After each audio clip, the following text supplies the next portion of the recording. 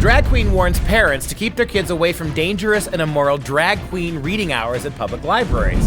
How soon before progressives revoke his wig and thong? I'm Dr. Duke, she's Katie, and this is the Dr. Duke Show.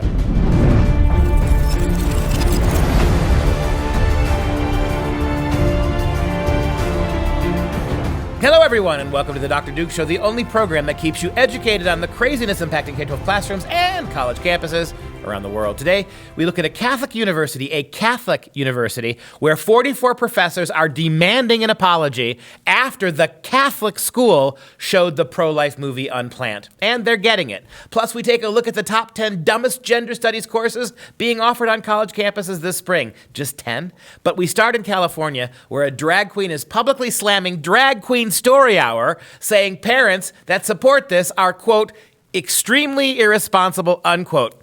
And what does it say? That a completely confused, morally degenerate drag queen has more moral sense than many parents who send their kids to drag queen shows. What does that resonate with you, Katie? Well, it takes us down to the pits of hell, and luckily Kitty D'Amour is trying to maybe climb out just a little bit from that pit. He is basically said enough is enough with what is happening with drag queens in these story hours. And he's speaking out in hopes that some parents maybe will actually have a different perspective about drag queen events. Just listen to the video that he posted on Twitter. What in the hell has a drag queen ever done to make you have so much respect for them and admire them so much? Other than put on makeup and jump on the floor and writhe around and do sexual things on stage. I have absolutely no idea why you would want that to influence your child. Would you want a stripper or a porn star to influence your child? Meow, Kitty's got claws. Oh my. Little George Takei for oh my, right? Oh my. Kitty got claws. Look, if you and I said that, we would be literally branded with a hot poker as homophobes. But here, boy, does she speak truth. Let me repeat that. What in the hell has a drag queen ever done to make you have so much respect for them and to admire them so much? I love this. Would you put a prostitute or a stripper, would you have them speak to children? This is inappropriate for kids. A little bit later, she goes on to say, I'll let you read the quote if you want to, Katie, but a little bit later, he goes on to say that this is like child abuse. He actually talks about how there's a lot of filth that goes on in these nightclubs, which he says are for adults, but now they're trying to take that nightclub culture and put it into libraries around little children. And he says, and I understand you might want to look like you're with it. He's talking to these parents. You might want to look like you're with it, that you're cool, that you're woke, that you're not a Nazi, that you're not a homophobe, whatever it may be, but you can raise your child to be just a normal, regular child without including them in gay sexual things. And that is right there. We, again, would not be able to say that.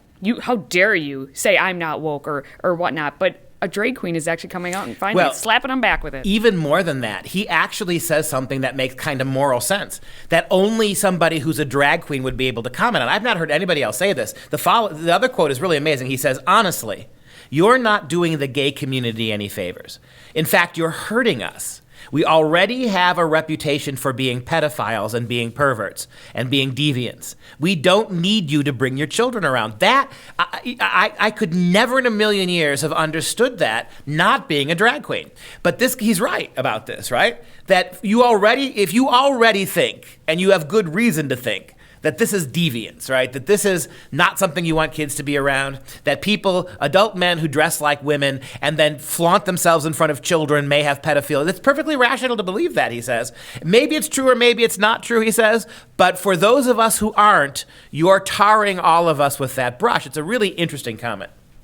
All right, well, let's go north of the border to Canada, where at King's University College, it's in London, Ontario, they screened the movie Unplanned on January 9th. Of course, protesters decided to show up. Check this out. What do we want? Choice! When do we want it? Now! What do we want? Choice! When do we want it? Now! And Unplanned, of course, is a movie about the life of former Texas Planned Parenthood Center manager Abby Johnson, and recounts how she quit her job in 2009 after having a conversion and renouncing abortion. And this just burns me. We see this every week we do a show on this. putatively Catholic institutions just getting angry when Catholicism is actually taken seriously. Catholicism is against abortion. The Pope, who's a rogue and a renegade, in fact, the one and the only thing that this Pope has held steady to, as far as I'm concerned, that's actually Catholic, is his renunciation of abortion. That's perhaps the one area of Catholic faith he hasn't trod all over with his Jesuit spiked heels. However, this is what the schools do. I mean, these 44 professors are outraged, and you had Catholic kids going to a Catholic school protesting a movie that supports Catholic values, and they're talking about this. The school itself says, well, we don't have a stand on abortion. So therefore, we apologize for offending these people. Well, and I'll give you the exact quote. So the 44 faculty members, they demanded an apology.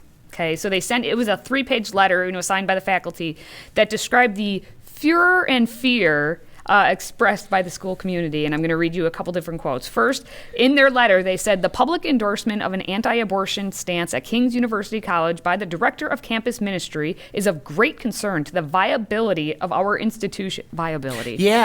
Institution as we work to recruit and maintain excellent students, staff, and faculty. I'll let you respond. Well, I mean, I will not make the obvious gruesome joke about viability. I will simply say this guy's job is to be the campus minister at a Catholic college, and he's under the hot seat for showing a movie that advocates for a Catholic position.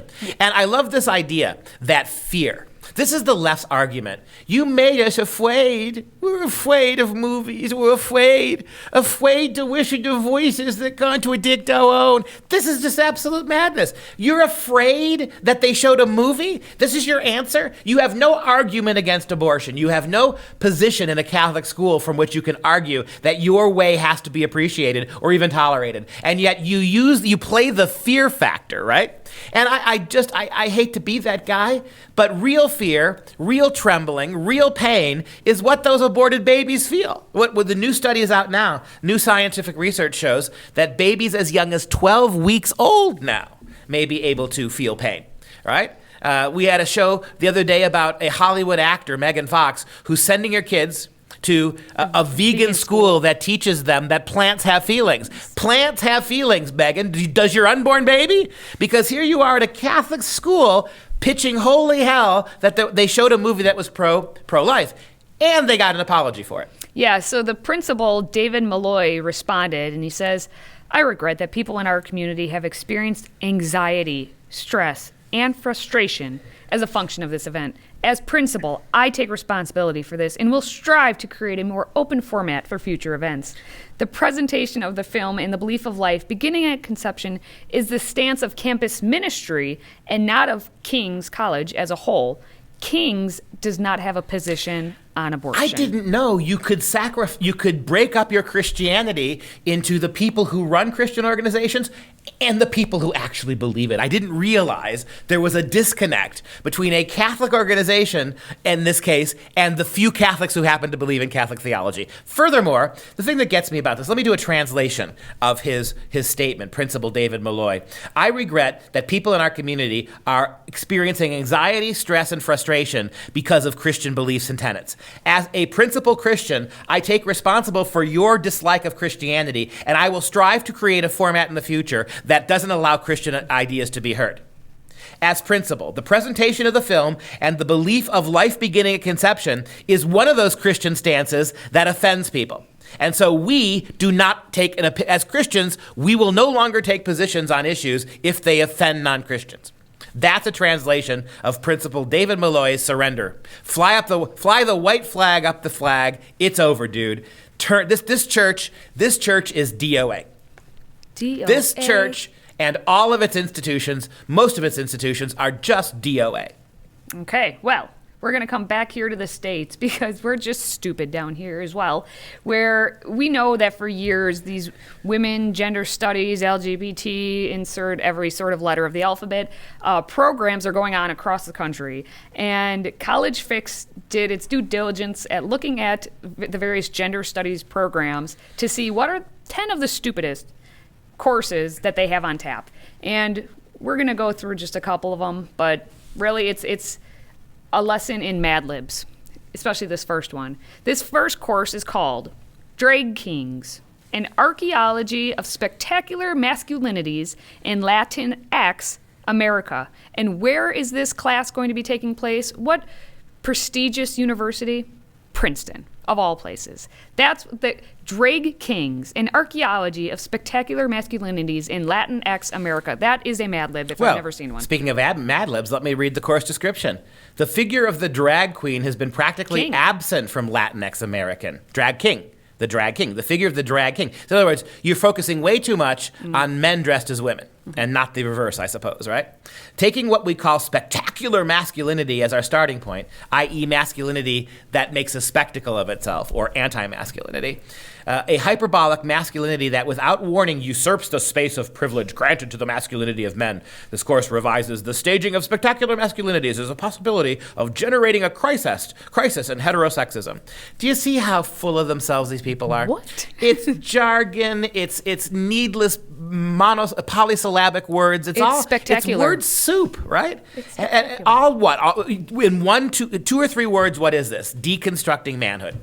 That's all that it is, right? All of this so-called research, and this is $54,000 a year at Princeton, right? By a professor who probably makes, if it's Princeton, it probably makes $100,000 a year to teach gender studies. Yeah, well, and this specific professor actually also is in the Spanish and Portuguese department, so qualified. How about our next one? Oh. Vampires, Castles, and Werewolves, also an English course, to the surprise of nobody. It's cross-listed. Yep. Cross-listed with the English department at Yale. Yale, $55,000 a year to go to Yale. Study of modernist literature and the historical formation of homosexual identity from the late 19th through the mid-20th centuries. Topics include sexology as a medical and disciplinary practice, decadence and theories of degeneration, the criminalization of homosexuality in the Wilde and Pemberton Billing trials, cross-dressing and drag balls in Harlem. Again, do you notice the key here? With the exception of Oscar Wilde, there's no literature mentioned. Yeah. So it's an English class, right? Mm-hmm. And they're not really talking about books or literature. They're talking about nightlife and nightclubs